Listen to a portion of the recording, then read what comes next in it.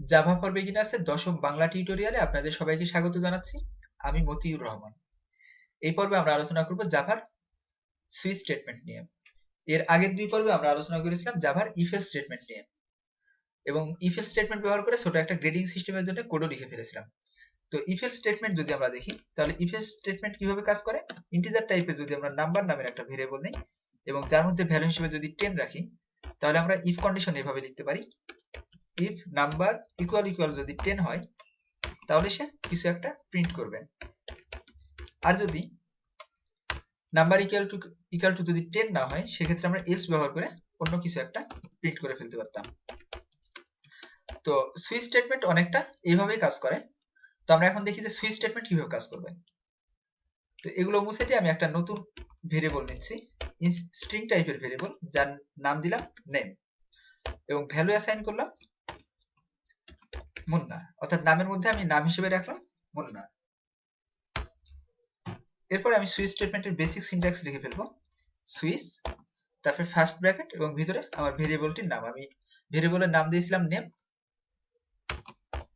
এরপরে ভিতরে আমাকে লিখতে হবে কেস, অর্থাৎ ভেরিয়েবলের মধ্যে আমি যেই ভ্যালুটি অ্যাসাইন করব সেই ভ্যালুটি কেজে এসে আমি চেক করব যে আমার ভ্যালুটি মিলতেছে কিনা। যদি মেলে তাহলে সে কিছু একটা করবে।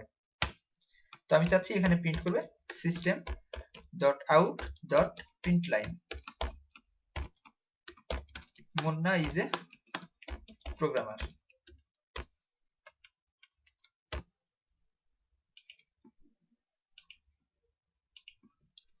এবং সবশেষে ব্রেক।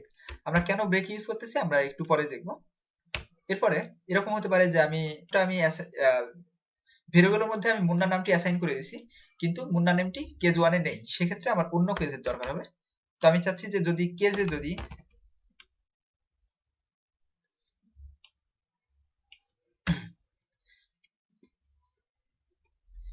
একইভাবে আমরা চাইলে মাল্টিপল কেস চালাইতে পারবো, অর্থাৎ কেস যেখানে নাম হিসেবে যদি তিতাস থাকে তাহলে সে প্রিন্ট করবে system dot out dot print line Titas is a cricket লাভার। আবার আমি আরো একটা কেস লিখতেছি, কন্ডিশন লিখতেছি, যেটির মধ্যে যদি নাম হিসেবে থাকে সৈকত তাহলে সে প্রিন্ট করবে system dot out dot print line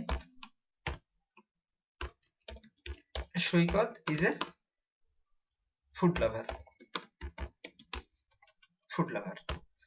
এখন আমার অনেক সময় এরকম হতে পারে এবং সবশেষে ব্রেক, এবং অনেক সময় এরকম হতে পারে যে আমি যে কয়টা কেস লিখেছি এখানে ভেরিয়েবলের মধ্যে যদি মুন্না থাকে তাহলে সে এই কেসটাতে ঢুকবে, আর যদি ভেরিয়েবলের মধ্যে যদি নাম হিসেবে থাকে তিতাস সেক্ষেত্রে সে এই কন্ডিশনে আসবে। আমি এখানে ব্রেক লিখতে ভুলে গেছি, আমি ব্রেকটা লিখে দেই,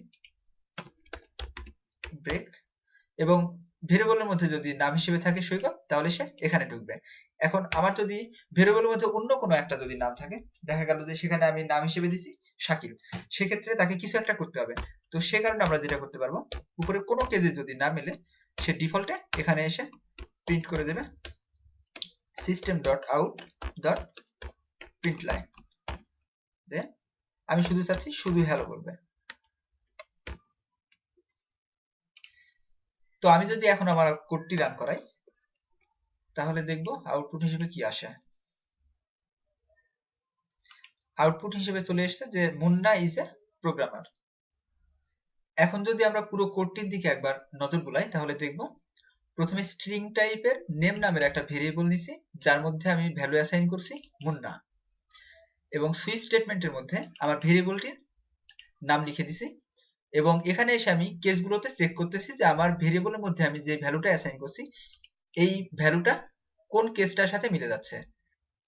এখানে প্রথমবারে যেটা হয়েছে, এখানে আমি ভ্যালু হিসেবে রাখছি নেমের মধ্যে মুন্না, সে প্রথম কেজে চেক করে দেখতেছে যে কেজের মধ্যে ভ্যালু হিসেবে আছে মুন্না, সেখানে এই লাইনটা প্রিন্ট করছে এবং নিচে এখানে ব্রেক স্টেটমেন্টটা কাজ করছে। কিভাবে কাজ করবে এটা আমি একটু পরে আবার দেখাচ্ছি। তো আমি যদি এখানে ভ্যালু চেঞ্জ করে দেই, মুন্নার জায়গায় যদি আমি তিতাস করে দেই তাহলে সে কি করে আমি একটু রান করে দেখব। তাহলে এবার সে প্রিন্ট করতে চায় তিতাস ইজ আ ক্রিকেট লাভার। একইভাবে আমরা যদি এখানে সৈকত লিখে দিই তাহলে সে এই কেসটা রান করবে। এবং যদি আমি এখানে শাকিল নামটা দিয়ে দিই, দিয়ে যদি আমি রান করি, তাহলে আমাদের আউটপুট আসবে শুধুমাত্র হ্যালো। তার মানে সে শাকিলটা সে এই কেজের সাথে চেক করে দেখছে যে এখানে কি শাকিল, না এখানে শাকিল না। এখানে সে চেক করে দেখবে যে এটাও শাকিল না। এই কেজেও সে চেক করে দেখবে যে এটাও শাকিল না। তারপরে যেহেতু সে কোনোটার সাথে মিলতেছে না, যদি কোনোটার সাথে না মেলে, সেক্ষেত্রে আমাদের ডিফল্টে যদি আমাদের কোনো প্রিন্ট করার কিছু থাকে অথবা যদি কোনো ক্যালকুলেশন থাকে, সে এখানে সেই কাজটাই করবে। তো এখানে যেহেতু আমার নাম শাকিল, কোনো কেজের সাথে যখন তার মেলে নাই, সে ডিফল্টে এসে এই লাইনটা প্রিন্ট করে দিছে। এখন আমাদের ব্রেক স্টেটমেন্ট, আমরা যদি ব্রেক স্টেটমেন্ট এখানে না দিতাম, আমরা যদি ব্রেক না লিখে দিতাম, তাহলে কি হতো? আমি এখানে ব্রেকটা কমেন্টস করে দিলাম আর ভেরিয়েবলের মধ্যে ভ্যালু হিসেবে আমি রাখলাম মুন্না। এবার যদি আমি আমার কোডটি রান করাই তাহলে দেখি কি দাঁড়ায়। এখানে দুইটা লাইন সে প্রিন্ট করছে, মুন্না ইজ এ প্রোগ্রামার এবং তিতাস ইজ এ ক্রিকেট লাভার। এর কারণ হলো আমরা যখন সুইচ স্টেটমেন্ট ইউজ করব, তখন এই ভেরিয়েবলটি অর্থাৎ নেমের মধ্যে যে ভ্যালুটি রাখছি সেটা সে প্রথমে এই প্রথম কেজের সাথে সে মিলিয়ে দেখছে এখানে মুন্না, সে এটা মিলে গেছে, সে এখানে এই লাইনটা প্রিন্ট করছে। এবং ব্রেক না থাকার জন্যই সে দ্বিতীয় কেজে আবার চলে আসছে, এখানে সে চেক করে নাই, সোজা সে এখানে যদি কোনো ক্যালকুলেশন বা কোনো প্রিন্ট করার থাকে সে এখানে প্রিন্ট করে ফেলবে, যথারীতি সে এখানে প্রিন্ট করে ফেলছে এবং তারপরে সে ব্রেক পেয়েছে, এখানে ব্রেক করে দিছে।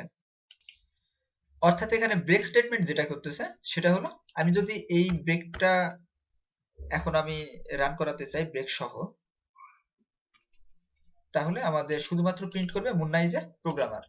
অর্থাৎ এই ব্রেকটা কাজ করবে যেটা, সেটা হচ্ছে যে এই কেজের সাথে মেলার পরে মুন্না নামের ভেরিয়েবলটা এখানে মেলার পরে সে system dot out dot print লাইনে মুন্না ইজ এ প্রোগ্রামার এটা প্রিন্ট করে সে ব্রেকে চলে আসছে এবং ব্রেক পাওয়ার সাথে সাথে সে সুইচ কেস থেকে বের হয়ে গেছে। সুইচ স্টেটমেন্টের ক্ষেত্রে আমাদের কয়েকটা জিনিস মাথায় রাখতে হবে। তা হলো যে আমাদের এই যে কেজে আমরা এখানে সুইচ, এখানে আমরা ভেরিয়েবল হিসেবে রেখেছিলাম নেম, অর্থাৎ এটা স্ট্রিং টাইপ। তো আমরা যখন কেস লিখবো তখন আমাদের প্রতিটা কেজে আমাদের ভ্যালুগুলো অবশ্যই স্ট্রিং টাইপের হতে হবে। অর্থাৎ আমরা যদি স্ট্রিং টাইপ নিয়ে কাজ করি তাহলে আমাদের প্রতিটা কেজে স্ট্রিং ভ্যালু দিতে হবে। আর যদি আমরা ইন্টিজার নিয়ে কাজ করি তাহলে প্রতিটাতে ইন্টিজার ভ্যালু আমাদের অ্যাসাইন করতে হবে। আর এই ব্রেক স্টেটমেন্ট, আর এই ব্রেক স্টেটমেন্টটি অপশনাল, এটি আমাদের কোডের প্রয়োজনে আমরা চাইলে এখানে লিখতেও পারি অথবা নাও লিখতে পারি। এই ছিল সুইচ স্টেটমেন্ট নিয়ে আলোচনা। আগামী পর্বে আমরা আলোচনা করব হোয়াইল লুপ নিয়ে। ভালো থাকবেন সবাই এবং আগামী পর্ব দেখার আমন্ত্রণ জানিয়ে আমি এখানেই শেষ করছি।